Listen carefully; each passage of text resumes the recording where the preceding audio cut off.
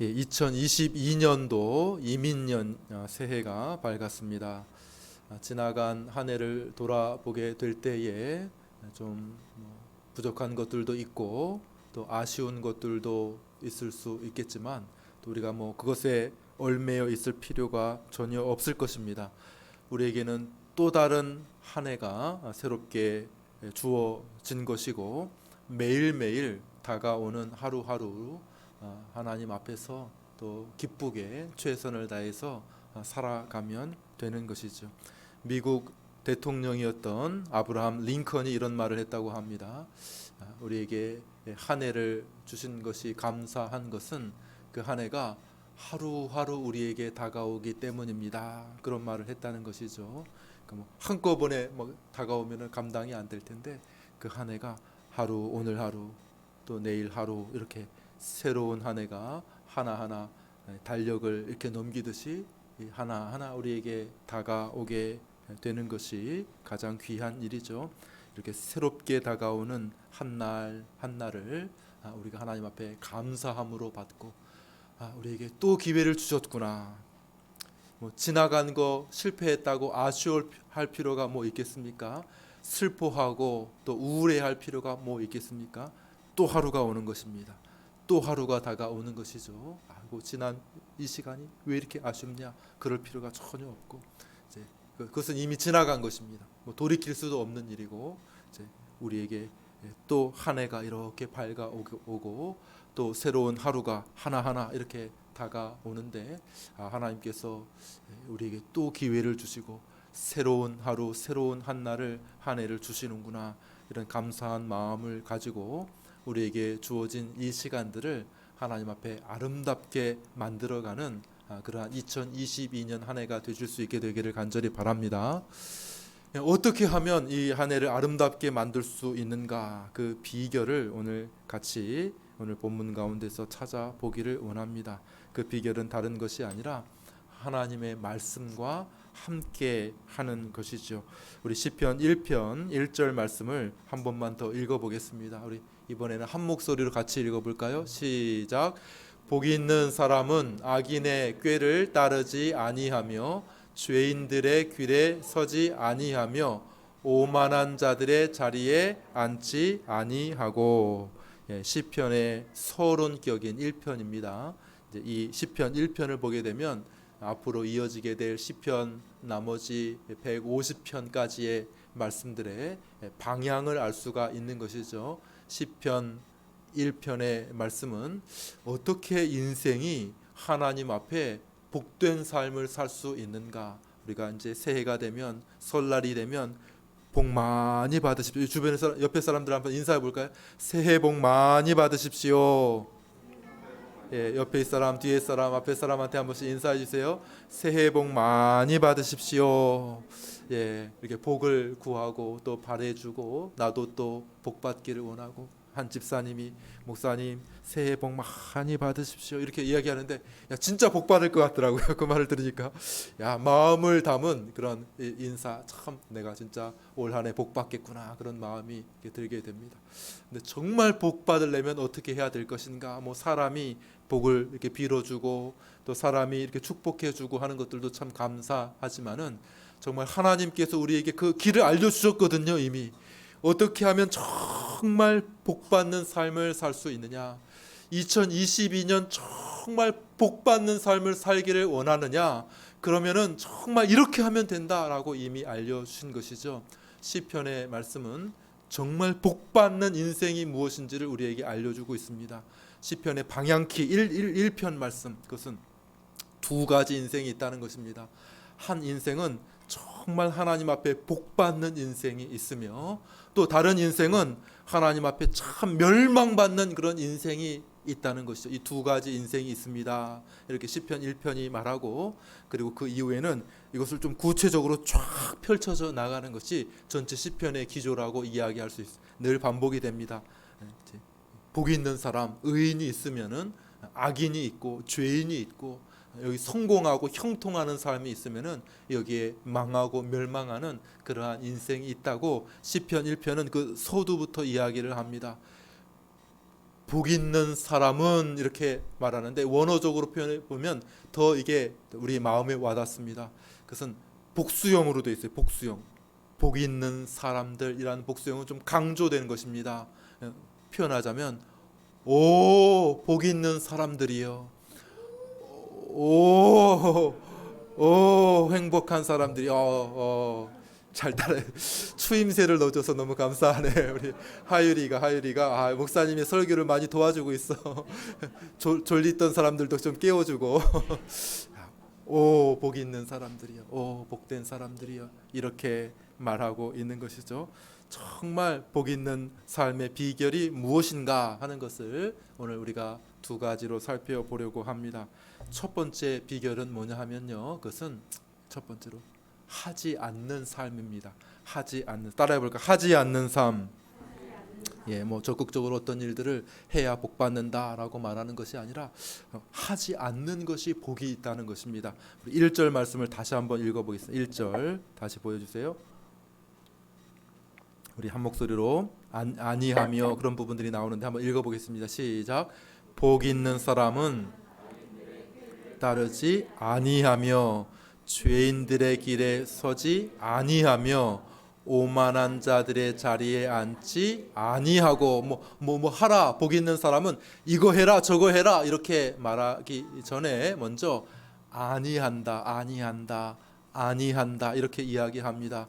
정말 너희들이 복 받기를 원한다면 2022년이 정말 하나님 앞에 사람들 앞에 행복하고 형통한 삶이 되기를 원한다면 하지 말아야 될 것이 있다 이렇게 이야기를 하고 있는 것이죠. 요즘에 이제 대선이 얼마 남지 않았습니다. 막 지지율이 막 오르락 내리락 엎치락 뒤치락 막 하는 것 같아요. 그래서 어떤 사람이 이야기를 하더라고요. 기자가 물었습니다. 당신의 후보가 참 승리하려면은 어떻게 해야 됩니까? 그러니까 그 사람이 하는 말이 우리 후보가 아무것도 안 하면 됩니다. 이렇게 얘기하더라고요. 우리 후보가 아무것도 안 하면 승리한다는 거예요. 그 무슨 말이냐면 자꾸 말 실수를 하고 자꾸 뭐 이상한 일들을 하니까 아무것도 하지 마십시오. 그러면 우리가 승리합니다. 이런 이야기를 하더라고요. 아무것도 하지 않. 정말 아무것도 안 하면 되는 것이겠습니까만서도 그래도 그런 말이죠. 조심하고 하지 않아야 할 말 하지 말고 하지 않아야 할 행동 안 하면은 우리가 승리할 수 있습니다. 뭐 이런 이야기를 하는 것이죠. 똑같은 경우들도 있습니다. 이제 수능 이제 시험을 본 지가 얼마 안 됐죠. 그러면 늘 인터뷰를 하죠. 아주 고득점자들이 이제 여러 가지 인터뷰를 하는 가운데 자주 흔하게 나오는 것은 저는 학원을 안 갔습니다. 책으로만 공부했습니다. 이런 인터뷰를 늘 하는데 그래도 자주 나오는 가운데 가장 고득점을 받은 이유 중에 하나로 꼽히는 것이 뭡니까? 저는 스마트폰을 하지 않았습니다. 이런 이야기를 하는 것을 보죠. 저는 이렇게 고등학교 동안은 게임을 하지 않았습니다. 어떤 아주 유수한 대학에 보낸 그런 아버지가 교육하는 아버지가 인터뷰하는 그런 기사를 봤는데 우리 자녀들은 중학교 들어가고 나서 아직까지 그 핸드폰을 사주지 않았습니다. 대학 입학하면 아주 독특한 사람들이죠. 누가 요즘에 핸드폰이 없게 살겠습니까? 그런데 핸드폰을 아예 사주지 않았고 대학 들어가서 사주려고 합니다. 그러니까 공부의 비결이 어떤 고득점의 비결이 어떤 다른 것들을 이렇게 했다는 것들도 있겠지만은 제일 중요한 것은 하지 않았다는 거예요. 하지 않아서 그것이 성공의 비결이 되었다 하는 그러한 일들이 많이 있지 않습니까? 자, 올 한 해 좀 몸이 아픈데 몸이 좀 건강해지면 좋겠습니다. 제가 아는 지인도 이렇게 만나서 대화를 하는데 몸이 좀 많이 이렇게 체중이 좀 불어서 이렇게 다이어트를 이렇게 하고 있습니다. 다이어트, 몸 건강해지는 비결이 무엇인가 이렇게 들어보니까 뭘 하는 것보다도 하지 않는 거예요. 하지 않는 거. 뭘 하지 않을까요? 첫 번째로 저는 아침을 먹지 않습니다. 이렇게 또 야식을 먹지 않습니다. 몸에 좋지 않은 것들 먹지 않는 거죠. 술, 담배 이런 것들을 금합니다. 나의 삶, 나의 그 몸에 이렇게 부담스러운 것, 건강에 좋지 못한 것 커피 믹스 커피를 전혀 먹지를 않습니다. 뭐 이런 것들이 되겠죠. 너무 짜고 너무 매운 것들 먹지 않는 것. 뭐 좋은 것 먹고 운동하고 뭐 치료하고 그런 것들도 필요하겠지만은, 그러나 우리의 좋은 건강을 위해서 먼저 해야 될 일은 좀 뭔가 빼는 일이 없을까? 내 건강에 좀 독소가 되는 일들, 나의 건강을 해치는 그런 잘못된 습관들, 그런 것들을 조금 이렇게 빼는 그러한 일들이 있어야 되겠죠. 무엇이 나의 건강을 망치고 있는가? 의사들 한테 가보세요. 건강 진단하면 그럽니다. 뭘 하고 있습니까? 뭐 하고 있습니까? 이렇게 쭉 이렇게 문진하잖아요. 묻고 답하는 그런 진단을 하고, 다 이제 그걸 보고 나서 이것은 이렇게 금합니다. 이것은 이렇게 하지 마세요. 이것 하지 마십시오. 뭐 이것을 하지, 뺄 것들을 먼저 쫙 이렇게 나열하는 것을 볼 수가 있죠. 그러니까 우리 성경도 마찬가지라는 것입니다. 하나님도 우리에게 동일하게 말씀하고 계시다는 것이죠. 오, 복 있는 사람들이요. 오, 복 있는 사람들이요. 정말 행복해지기를 원한다면 먼저 생각해야 될 것이 있다. 아니하며 하나님과 우리의 사이를 망치는, 하나님과 우리의 사이를 가로막는 그런 일들을 먼저 하지 않는 것이 중요하다는 것이죠. 우리가 올 한 해 정말 신앙이 회복되기를 원합니다. 정말 올 한 해 우리가 하나님 앞에 바르게 서기를 원합니다. 하나님을 잘 예배하고 싶고, 하나님을 더 잘 알아가고 싶고, 신앙의 저 깊은 바다로 항해하고 싶습니다. 이런 사람들이 있다고 하면 첫 번째로 우리가 해야 될 것은 아니하며의 삶을 살아야 한다는 것이죠. 지금 이 시간 한번 좀 돌아보십시오. 다 자기가 알고 있어요. 다. 요즘에는 의사보다 환자가 더 자기 자신을 알더라고요. 의사한테 가서 나보다 좀 덜하네. 다 듣고 보면 나도 다 아는 걸 얘기해 주는 거예요. 돈만 낼 뿐. 그죠? 자, 다 알지 않습니까? 우리가 뭘 하라 이렇게 말하기 전에 우리 자신이 스스로를 잘 점검해 보면, 우리의 신앙생활, 하나님 앞에의 바른 삶에 좀 좋지 않은 그러한 요소들이 있다는 것을 다 알게 될 것입니다. 곰곰이 생각해 보게 되면 내 신앙이 왜 이렇게 삐걱거리지? 내 신앙 삶이 왜 이렇게 좀 어렵지? 왜 좌충우돌하는 그런 신앙 생활이지? 뭐 다른 사람이 이야기하지 않아도 본인 자신이 잘 알 거예요. 본인 자신이. 이런 것들은 올 한 해 좀 빼야 되겠구나. 하나님 앞에 다짐하실 수 있게 되기를 원합니다. 복 있는 사람은 안 한다. 복 있는 사람은 그거 안 한다. 정말 복 받기를 원한다면, 정말 올해 당신의 삶이 형통하기를 원한다면, 그러면 이거 하지 말아야 된다. 우리 하나님께서 우리에게 말씀하고 계시는 것이죠. 자, 우리 로마서 8장 1절로 12절로 13절 말씀 한번 읽어보겠습니다. 로마서 8장 같이 읽겠습니다. 시작. 그러므로 형제들아, 우리가 빚진 자로 돼 육신에게 져서 육신대로 살 것이 아니니라. 너희가 육신대로 살면 반드시 죽을 것이로되 영으로서 몸의 행실을 죽이면 살리니. 이것을 잘 알았던 사람들이 역사적으로 청교도들이라고 하는 사람이었습니다. 청교도들이 이 원리를 알았어요. 아니하며 그래야 형통하게 된다고. 그렇지. 성경을 깊이 연구하다 보니까 정말 우리의 삶이 하나님 앞에 복받고, 우리의 인생이 하나님 앞에 복된 인생이 되기를 원한다고 하면, 그 비결이 바로 이것이구나 라고 하는 사실을 분명하게 깨달았는데, 그것이 뭐냐 하면 죄 죽임의 교리라는 거예요. 죄 죽임의 교리. 결국 우리의 인생을 망치는 것은 죄구나. 죄. 하나님 앞에 우리의 죄가, 하나님의 율법을 듣지 아니하는 죄가 우리의 인생을 망치는 거구나, 이런 것을 알았습니다. 청교도들은 그냥 아는 것으로 끝나지 않았습니다. 청교도들은 아주 세밀하고 아주 집요한 사람들이에요. 그래서 죄 죽임의 원리를 쫙 도출합니다. 어떻게 하면 내 안에 있는 죄를 죽일까? 우리는 대충 한번 생각하죠. 잠시 3분, 5분 생각해가지고 이런 것들은 좀 이렇게 반성해야지, 이런 것들은 좀 없애야 되겠다, 이렇게 하고 나서 잊어버려요. 작심삼일 그냥 끝나는 거예요. 작심 삼일 끝나버리는데 청교도들은 좀 독특한 면이 있습니다.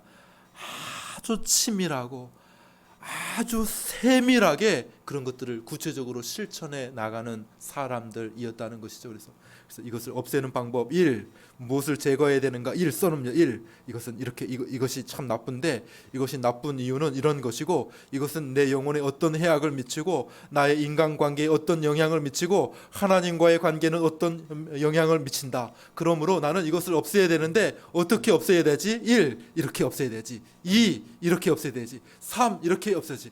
그래서 1은 어떻게 구체적으로 없앨까? 1-1, 1-2, 1-3 해가지고 한 권의 책이 만들어져요. 이것을 죄 죽임의 교리라 이렇게 이야기합니다. 아주 치밀하게 내 안에 하나님께서 싫어하시고 하나님께서 앞에서 나의 삶을 망치는 요소들을 자기 자신을 아주 내밀하게 들여다보는 거예요. 왜 이런 일이 생겼지?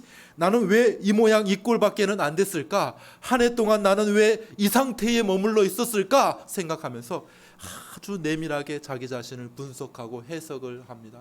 우리 한 영혼이 인생이 우주와 같죠. 우주, 그죠? 자기 자신을 들여다봅니다. 반성합니다. 그냥 일기장에 몇 줄 끄적끄적거리는 것으로 끝나는 것이 아니라 아주 치밀하게 말씀의 그 빛으로 쫙 자기 자신을 마치 엑스레이를 넘어서서 CT, MRI 하는 것처럼 자기 자신을 쫙 스캔을 합니다. 하나님의 말씀의 빛에 비추어서 자기 자신을 쫙 스캔을 해가지고 어디가 병들었지? 이쪽에 종양이 있구나. 이것은 언제 어떻게 제거해야 되겠구나. 이쪽에 암이 있네. 이것을 어떻게 치료해야 되지? 1차 치료, 2차 치료, 3차 치료 어떻게 해야 되겠구나. 쫙 스케줄이 나오면 그 스케줄을 따라서 무엇을 해야 되고 이 병에는 무엇이 안 좋지 하는 계획이 쫙 나오지 않습니까? 그런 것처럼 하나님의 말씀으로 머리끝부터 발끝까지 자신의 모든 영혼과 삶을 쫙 스캔해가지고 하나하나 치밀하게 그것을 제거해 가기 시작합니다. 그것이 바로 죄 죽임의 교리라는 것이죠. 정말 너희들이 복받기를 원하느냐? 그냥 대충대충이 아니라 철저하게 하나님 앞에 회개할 것을 회개하고 철저하게 너희 안에 악한 죄들, 악한 습관들이 있으면 그런 것들을 멀리하는 그런 삶을 살아야 한다라고 말씀하고 있는 것입니다. 자, 두 번째입니다. 아무것도 안 한다고 해서 우리가 복 받을 수는 없겠죠. 그냥 아무것도 안 하고 피하기만 한다고 지지율이 가기는 하겠습니까? 스마트폰 안 하고 게임 안 하는 거 중요하지만은 그거 안 한다고 성적이 쑥쑥 올라갑니까? 그렇지는 않겠죠. 적극적으로 해야 될 일들도 있을 것입니다. 성경은 무엇이라고 말합니까? 첫 번째는 아니하며라고 이야기를 했는데 두 번째 우리 2절 말씀을 읽겠습니다. 2절 말씀 읽겠습니다. 10편 1편 2절 읽습니다. 시작. 오직 여호와의 율법을 즐거워하여 그의 율법을 주야로 묵상하는도다. 이번에 해야 될 일이 있다는 것입니다. 아니하며 피하고 도망가고 이렇게 숨고 이렇게 하는 일들이 첫 번째로 중요하지만 거기서 끝나는 것이 아니라 좀 더 적극적으로 능동적으로 우리가 해야 할 일이 있다는 것이죠. 그것이 뭡니까? 하나님의 말씀을 즐거워하고 그 말씀을 주야로 묵상하는 것이 우리가 해야 할 일이다. 정말 복받기를 원하느냐? 그러면 너희가 정말 빼놓지 말고 한 가지를 해야 한다는 것인데요. 그것은 묵상하는 삶이라는 것이죠. 따라해보시죠. 묵상하는 삶. 묵상하는 삶을 살아야 합니다. 묵상한다라고 하는 말의 의미는 기도한다는 그 뜻도 있고 같은 언어이죠. 또 혹은 생각한다 그런 의미들도 있고요. 또는 작은 소리로 읊조린다 이런 말이 담겨져 있습니다. 그러니까 다 포함되는 말이겠죠. 묵상한다는 것은 자꾸 반복적으로 그것을 생각하고 그것을 이렇게 되뇌어보고 머릿속에서 입으로 이렇게 생각하는 것을 묵상한다 이렇게 이야기를 합니다.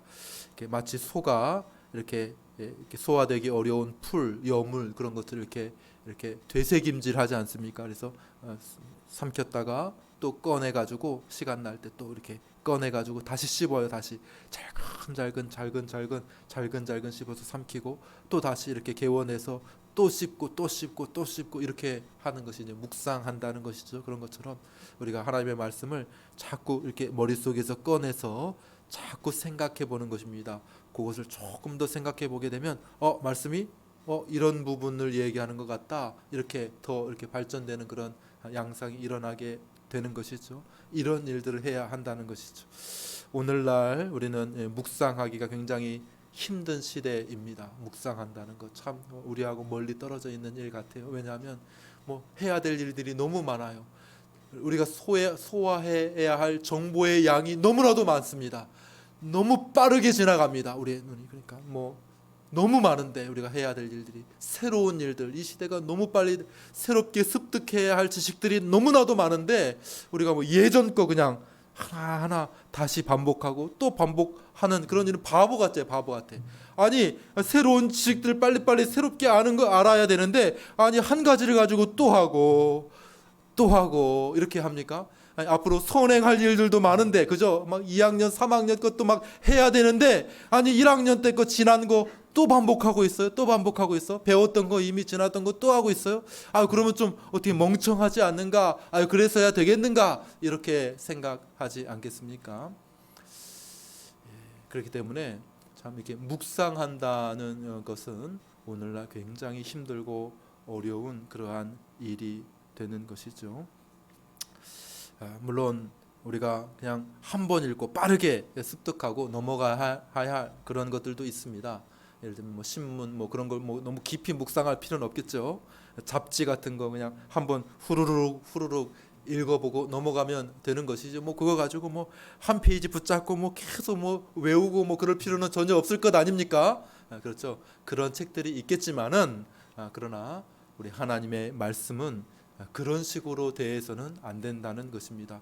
정말 너희가 형통하고 복받는 삶을 살기를 원한다면 하나님의 말씀을 수박 겉핥기식으로 쭉 그냥, 어떤 분들은 그런 것들을 좀 선호하시는 분들도 계시죠. 그냥 빠르게 통독하는 그러한 일들도 때때로 필요할 수도 있겠지만은, 그러나 성경을 그냥 읽어 치우듯이 그냥 후루룩 이렇게 성경을 읽기보다는 성경 한 편을 이렇게 읽어가다가 이 부분은 좀 내게 말씀하시는 것 같네. 그러면 그 부분에 잠시 멈춰 서는 일들이 필요하다는 것입니다.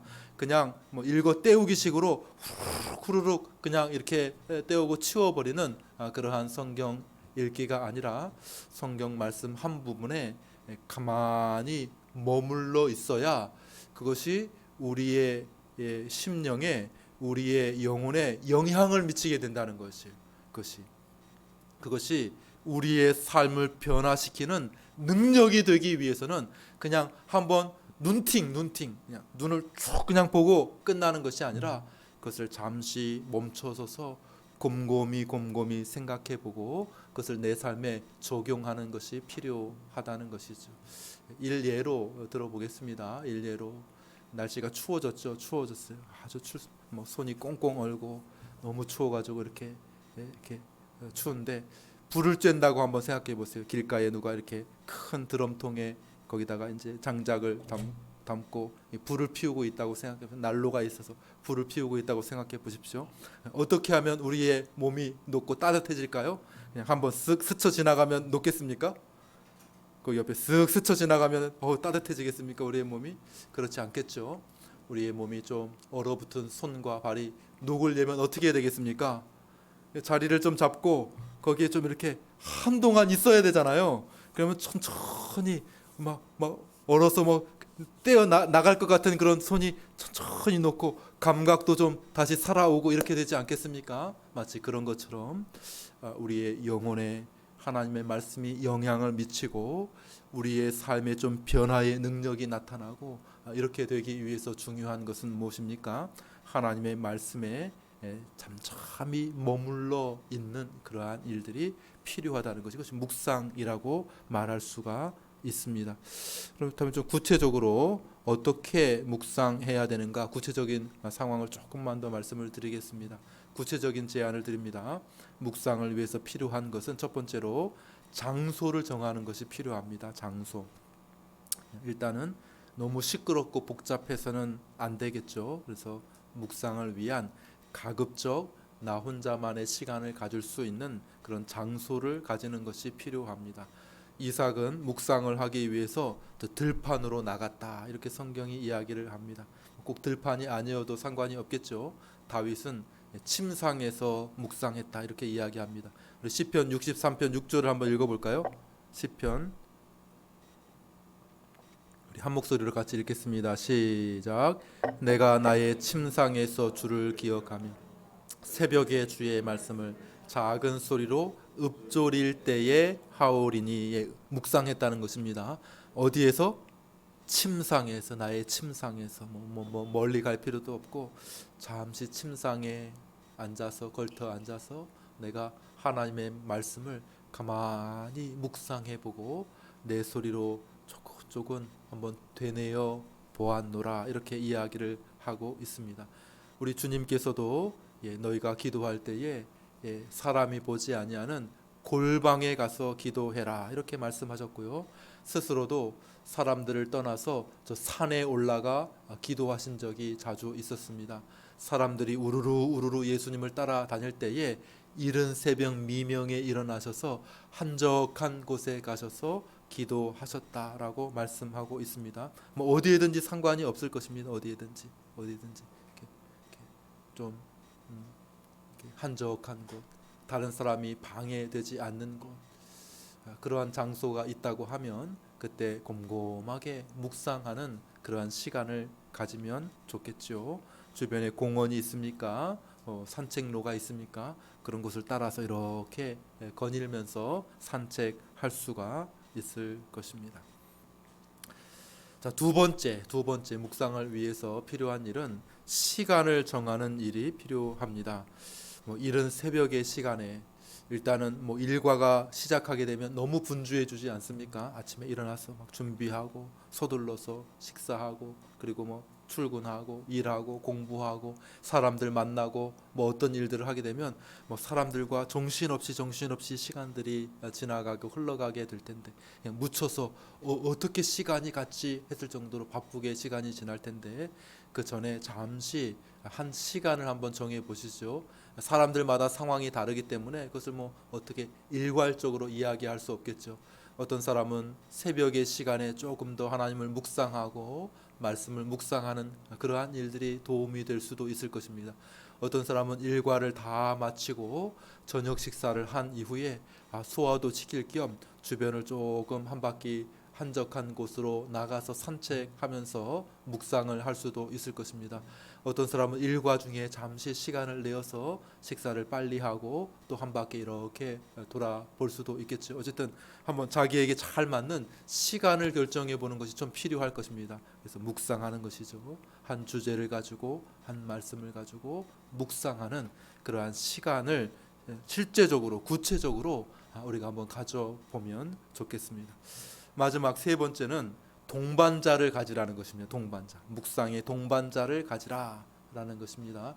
아니, 묵상 혼자 한적하게 하라면서 무슨 또 동반자를 가지라고 합니까? 이렇게 말씀하실 수 있는데요. 묵상이 공상이 되면 안 됩니다. 묵상이 그냥 공상이 되면 안 되기 때문에 좋은 동반자가 필요한데, 무엇보다도 첫 번째로 좋은 동반자는 무엇입니까? 그것은 바로 성경이죠. 성경. 하나님의 말씀인 성경이 우리의 묵상의 동반자가 되어야 합니다. 그냥 내 나름대로 가지고 있는 것 가지고 그냥 아무리 생각해봤자 상상의 이상한 잘못된 생각, 나쁜 생각만 가득 찰 수가 있겠죠. 그러니까 성경 말씀을 읽고 성경 말씀에서 참 귀한 말씀을 내 마음에 이렇게 새겨두고 그 말씀을 중심으로 해서 이렇게 묵상을 해 나가는 훈련이 우리에게 필요합니다. 그래서 옛날 신학자 분들은 뭐라고 말하냐면 성경 의존적 사색이라 이렇게 얘기하더라고요. 성경 의존적 사색. 그냥 내 마음대로 공상을 펼쳐 나가서 한도 끝도 없이 그냥 붕붕붕붕 떠다니는 그런 사람들이 많이 있습니다. 그래서 정말 상상의 나래를 펼쳐서 한도 끝도 없이 막 펼쳐져. 특별히 여성분들이 좀 공상이 많다고 그러죠. 공상이. 남편이 붙잡아줘야 되는데 끌어내리지 않으면 공상을 타고 저기 하늘나라로 저 공주로 저기 저 집을 짓고 있더라고. 집을 멋진 저 궁궐을 짓고 있어요. 궁궐 1층에는 뭘 만들고 궁궐 2층에는 뭘 만들고 3층 침대에는 뭘 만들고 한없이 공상이 이렇게 펼쳐져. 남편이 정신 차려, 빨리 밥이나 줘, 이렇게 해야지. 공상의 세계에서 이렇게 쭉 내려와가지고 아 그렇구나, 내 현실은 그게 아니었지, 내 현실은 밥하는 부엌댁이었는데 그러면서 이렇게 다시 현실로 돌아오는 거죠, 그죠? 근데 그렇지 않으면 저 상상의 나라로 계속 나아갈 수가 있습니다. 그런 것처럼 묵상이 헛된 상상이 되어서는 안 되고, 좋은 묵상으로 나아가기 위해서는 하나님의 말씀을 가지고 묵상하는 일이 필요한 거예요. 하나님의 말씀. 그래서 하나님의 말씀을 붙들고 그것을 이렇게 다시 한번 반복하고 생각하고, 이 말씀이 도대체 뭘 의미하는 것이지? 이 말씀이 지금 내게 뭘 원하는 것이지? 이 말씀이 나와 저 사람과의 관계에 도대체 무엇을 말씀하고 있는 것이지? 뭘 하라고 하는 것이지? 이렇게 하나님의 말씀을 중심으로 해서 묵상하는 일들이 우리에게 크게 도움이 될 것입니다. 두 번째 동반자는 무엇입니까? 두 번째 동반자는 좋은 책입니다. 성경뿐만 아니고요, 아주 좋은 경건 서적들이 우리에게 크게 도움이 됩니다. 저도 이제 목사이니까 또 여러 책들을 참고해 보겠죠. 이렇게 책을 이렇게 읽다가 보면 처음에는 막 건조하고, 이렇게 해도 건조하고, 이렇게 해도 참 마음이 좀 황량한 것 같고 그러는데, 어느 날 갑자기 책을 이렇게 읽어가는 중에 내 마음에 참 은혜가 참 스며든다, 참 스며든다, 그런 적이 있습니다.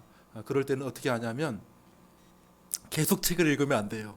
그럴 때는 그 부분을 탁 이렇게 덮어둡니다.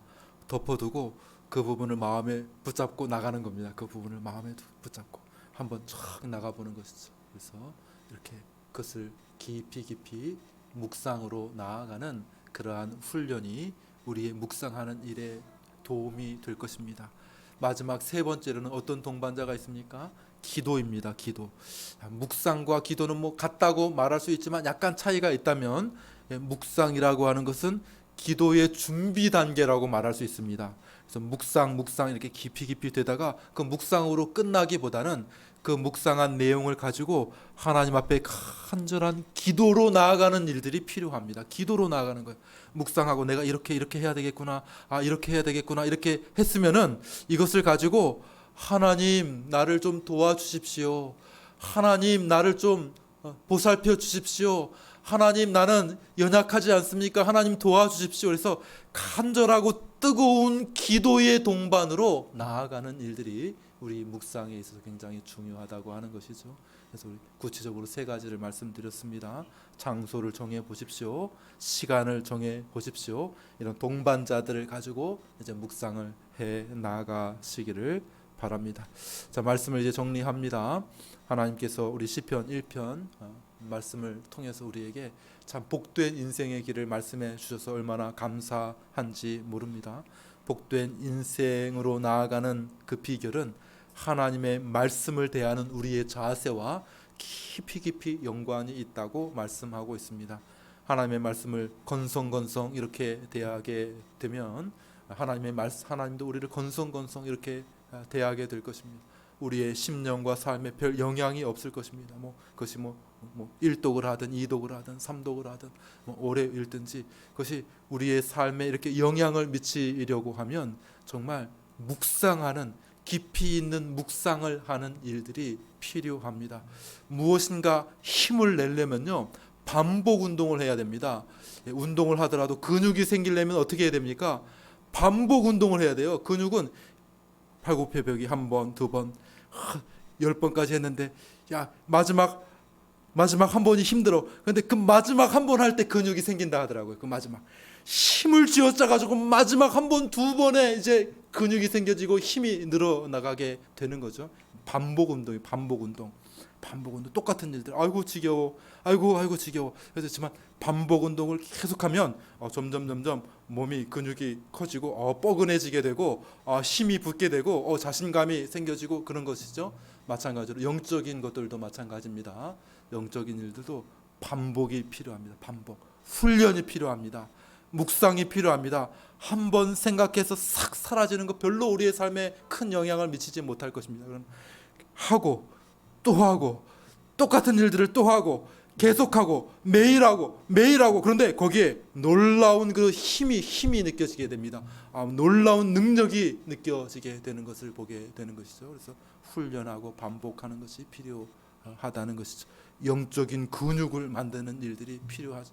시간이 지나다 보면, 시간이 쌓이게 되면 거기서부터 강한 파워가 느껴지게 되고, 정말 웬만한 유혹으로부터는 이겨낼 수 있는 그런 힘을 얻게 되고, 하나님의 일들을 위하여 단단하게 웬만하게 시련이 와도 그런 거 별로 나는 상관없어. 단단하게 든든하게 서서 나는 하나님의 영광을 위하여, 복음을 위하여, 내가 이웃의 영혼들을 구원하는 일들에 위하여 내가 살아간다. 이렇게 하면서 어깨에 힘이 느껴지게 돼요. 파워가 느껴지는 그런 모습을 보게 되는 것이죠. 다 이것이 묵상의 결과라고 말씀하고 계시는 것이죠. 우리 마지막 그 묵상의 결과가 무엇인지를 마지막으로 읽고 마치겠습니다. 1절 3절 1편 3절 말씀 같이 읽겠습니다. 시작.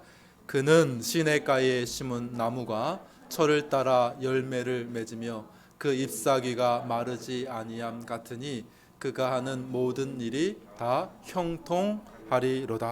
아멘. 이렇게 결과가 맺어지는 2022년 하나님 앞에 우리의 삶이 될 수 있게 되기를 주님의 이름으로 축원합니다. 우리 말씀 기억하며